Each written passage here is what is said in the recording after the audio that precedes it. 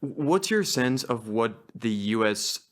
foreign policy on Russia and Ukraine actually is at the moment? Because it is quite tricky to make sense of that. Well, we'll see. I mean, there are clearly two different schools of thought, and President Trump himself has said different things. He, a few weeks ago, talked about forcing Russia to stop fighting by increasing sanctions and increasing weapons.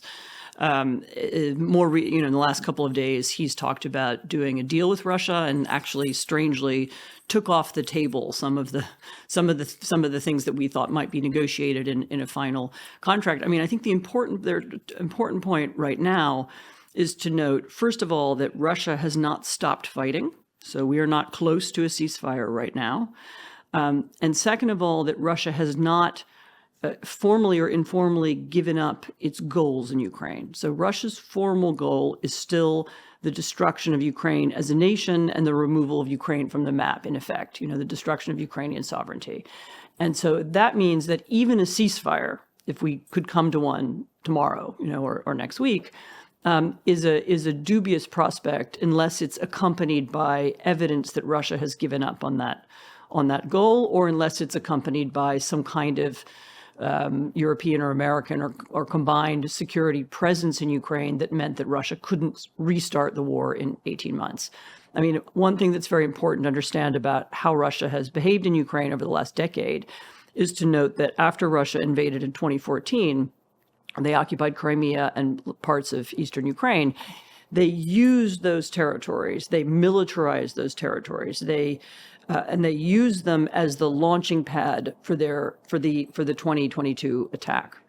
And what Ukrainians fear is that if the current border is left where it is right now, that the Russians will use the territory that they've taken in the last 3 years, and that will then be the launching pad for the next attack.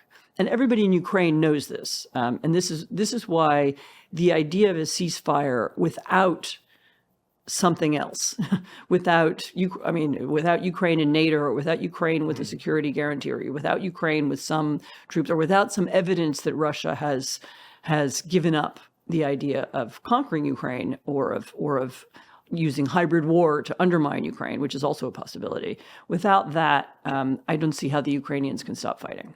So just stopping doesn't solve the problem. And I know there are people in the U.S. administration who do understand that.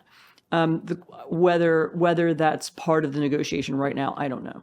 If you're enjoying this podcast, chances are that you like to know what's going on in the world of geopolitics.